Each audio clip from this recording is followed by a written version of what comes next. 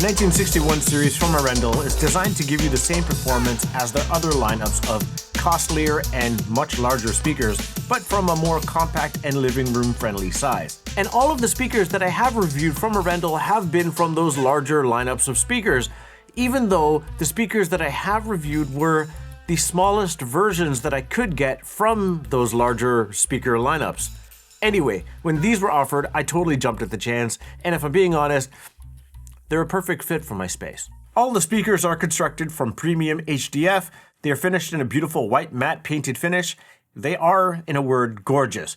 All of the speakers also feature a 28mm soft dome tweeter that sits inside a waveguide alongside 5.5-inch long fiber pulp drivers. My setup includes the 1961 tower, which is not very towering. It's a compact floor stander, about 34.5 inches tall. It's about the same height as the Lumina 5 from my memory, and also the Quad Revela 2, again from my memory. It's a 2.5-way design with a tweeter and 4 woofers. 2 of them sit above and below the tweeter. These are the mid-bass, with the bottom 2 being the bass drivers taking on bass below 120 Hz. They supply foam bunks for the slotted bass port at the bottom back of the speaker, if you wanted to mitigate any of that bass boom in your room. It is a compact floor stander, so ideally you do need a subwoofer with it, but that's okay. I do love me some subs. Alongside this is the 1961 center. It is a shallow and short compact seal design. It fits perfectly into my space. You get a tweeter sandwiched between 2 mid-bass drivers. Alongside this came the 1961 surround. This one is a triaxial design with a tweeter on top and a mid-bass driver below, but this one differs with a 3-inch surround on each side. And of course, there's the 1961 height channels. These are 2-way sealed boxes. These are designed to sit on top of the tower speakers. There's a little bit of padding just below them, but they can also be mounted to your walls. And lastly, there's the 1961 Sub 1S. This is the smallest sub on offer from Arendal. It's a sealed enclosure and it makes it the perfect little big sub for my smaller space. It's got a 12.2-inch woofer and an Avalanche 550 IQ amplifier. And of course, if you wouldn't mind just liking this video, subscribe to the channel, hit the bell icon for notifications. It really does help me out a ton, helps me get more awesome products like this in for review. Cheers. Thus far, I have been completely smitten with every speaker package that Arendal has sent me, but this one is creeping in to be maybe my favorite of them all, but for completely different reasons. First off, it's comparatively tiny, and this makes it a perfect size for my space. As much as I do love me some big speakers, having something that is properly sized is awesome. They take up a very small footprint, even with the floor spikes fitted. I mean, most speaker stands take up more real estate than this speaker does, and this allows me to place a sub next to it, or if I want, a second pair of speakers. The towers are angled back slightly, and this allows the tweeter that sits just below my ear height when I'm plopped on my couch to be slightly angled up towards my ear. I suspect it's also to potentially time align the drivers. My couch is likely lower than most other people's couches out there, but it is a compact, modular, slimline couch. But given the angle of the tweeter inside the waveguide, it gives me the impression that they're angled perfectly towards my ear height. Additionally, the center speaker is almost at level with the tweeter, which is kind of awesome. The 2 mid-bass drivers that surround the tweeter are a common feature along the lineup. The center has the same configuration, although it's on its side, as does the monitor speaker, which I have seen on the site that I don't have in here for review. But having all of these drivers of equal size and equal dimensions is aesthetically a nice thing, and it's also perfect for cohesion across the lineup. The finish of these speakers is really well done. I really like the matte painted finish of them. There's a slight texture to them, and it just looks really upmarket. You have 2 different color options. There's black and white. The feet options are pretty awesome. You have the regular spikes that are attached to the stabilizer feet, and they also have these little rubber pucks that you can fit directly to the bottom of the speakers for a very streamlined look. Or you can do as I did and attach the rubber pucks directly to the feet of these speakers just so they don't dent up your floors, but you still have that added bit of stability. The center speaker, again, is small. It's a shallow center speaker, and aesthetically it fits perfectly on my media stand right below my TV. The Atmos modules or height speakers, you can pretty much put these anywhere. I have them placed on top of the floor standers because I'm renting a condo and I can't really drill into the walls and make height speakers work, especially with the speaker wires and everything that comes along with trying to hide those. So I went with the easiest option for these, but I imagine you can either mount them to your walls or affix them to your ceiling or something. They're pretty flexible. The surrounds are nice. They fit perfectly atop my makeshift shelf behind my couch. They don't creep off of it at all, and it's nice having those extra surround drivers to get me a bit more of an expansive sound for my rears. And the sub is the most compact sub from Arendal. I previously had the smaller 1723S subwoofer, and that subwoofer in this space was a gigantic coffee table. So it's nice actually having a compact subwoofer from Arendal, and I'm a bit smitten with this one. It's a sealed box, so if you're looking for maximum output, I imagine you probably won't be looking at this one, but for my space, it's more than enough subwoofer. I like that it is sealed, so it also works really well for music. Overall, all of these speakers have a really minimal design aesthetic, and I really enjoy looking at them, so much so that I like the finish of these more than I like the finish of the Bronze 50 from Monitor Audio. The matte paint finish is gorgeous, the binding posts are nice, they're minimal, they're compact, they're pretty, nothing to complain about. Now from all the B-roll, you've pretty much seen how I set up all of these speakers. The associated equipment that I did use was, of course, the Marantz Cinema 70. Paired with one of two amplifiers, there's the Marantz Model 40N as the amplifier to power the front two speakers, but I also switched out to the Evo 150 from Cambridge Audio, one of my mainstays. My sources were the Apple TV 4K, but I also stream music directly off the 40N and off the Evo 150. And for a hoot, and also because I had it in-house, I connected the Vestra 10 sometimes to the Marantz Model 40N, but when it came to actually testing out some music, I connected the Arendal sub to the integrated amplifier to use it that way. The towers sit about a foot away from the front wall with its height sitting on top of them. My room is about 12 feet wide by 10 feet deep. For those of you that are bound to ask, how does this speaker package compare against the 1723S speaker package that I also had in for review? Well, they don't. There's no comparison whatsoever. The scale of those monitors and the center compared to these speakers is night and day. It's just way more output, way more impact, way more of everything. And if you're looking for the best bang for your buck, high performance home theater package, then look no further than the 1723S's. That being said, the cohesion that I'm getting out of these speakers, and when I do decide to take these speakers to 11 in my smaller space, is pretty unbelievable. It's an overall very balanced and neutral presentation. At a moderate level, I can listen to these speakers for hours on end. I wrote this script sitting down and just watching movies and TVs, and sometimes just watching things over and over again just to hear how it sounds on these.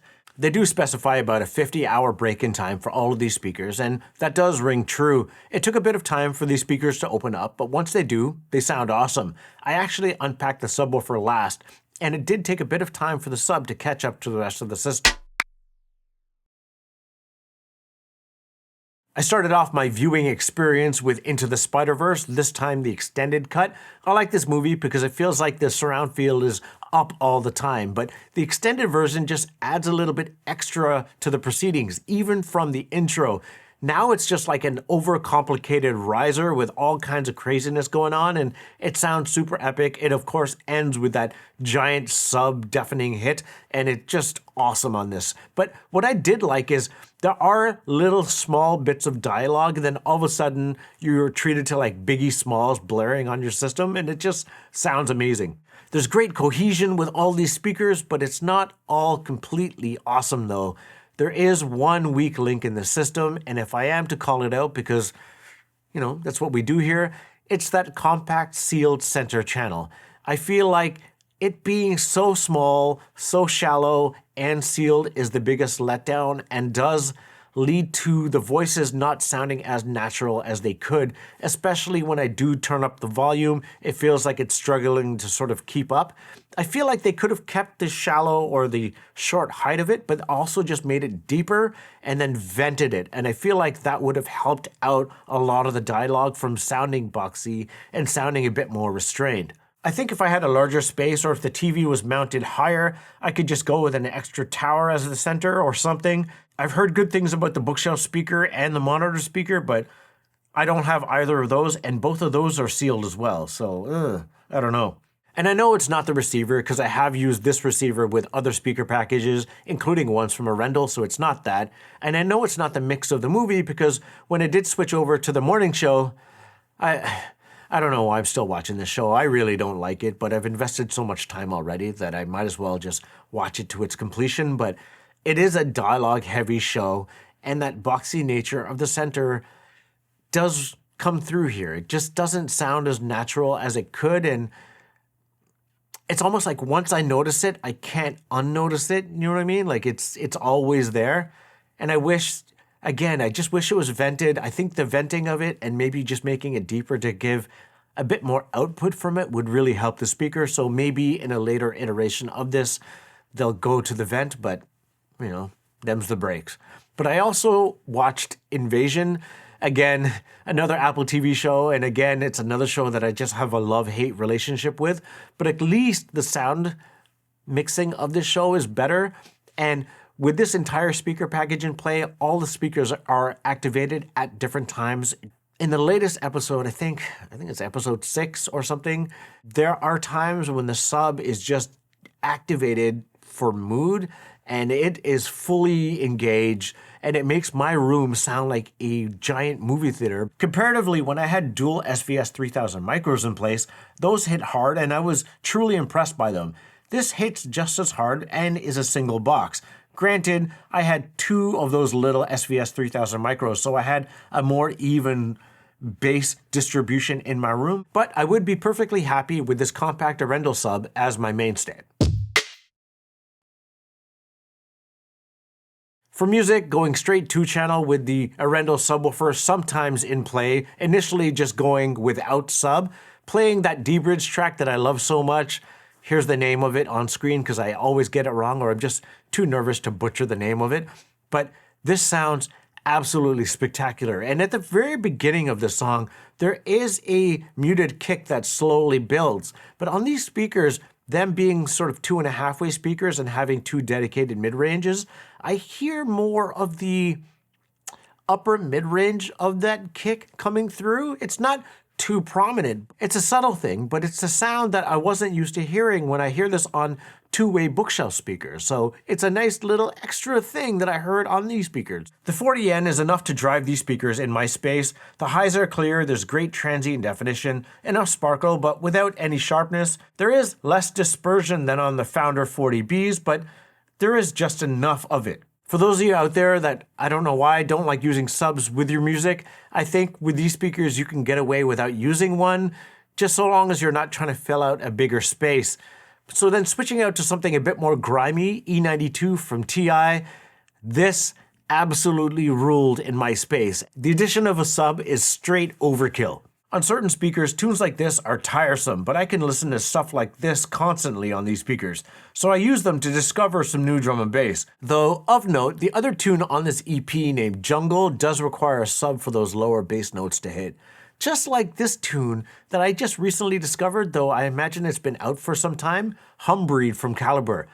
Just sounds epic on this. It's infinitely listenable, just like all of his tunes, but of course a sub brings out new life. But it's the mids and above that keep me grooving and listening on. Those hi-hats and rides just sound really clear, really snappy, lots of definition up top. I love the song to death. And then also Indigo from Louis James and Fixate. This tune is going right to my review playlist, or right to the top of my review playlist moving forward. Oh my God, I discovered this track in my car and it sounded like crap and completely fell apart. So I raced home and listened to it on these speakers and oh my God, it sounds amazing. And at around the 220 mark or so, when that distorted bass lead ducks out and then eventually comes back in again, I just love having this turned up to 11, just taking it in, getting enveloped in sound, and I just love this speaker to death. It's that neutral, even-handed presentation of the speaker. It doesn't overemphasize one thing or another, and it makes discovering new music, even at fruitier volume levels, infinitely enjoyable. I just absolutely adore the speaker. In my space, it works perfectly. I do kind of wish I had those 1723s back in the house again, just to hear how this song sounds on those speakers. Maybe it's worth me requesting the floor standing model of those speakers. I don't know if they'll actually fit in here, but I'd be curious to hear how this sounds.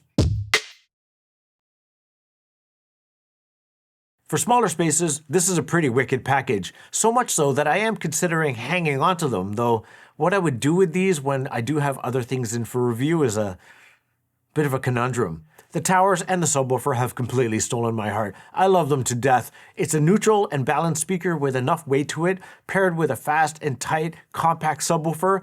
Both speakers and subwoofer don't take up too much floor space. They're both attractive. Damn near perfect in my opinion. Thanks for watching.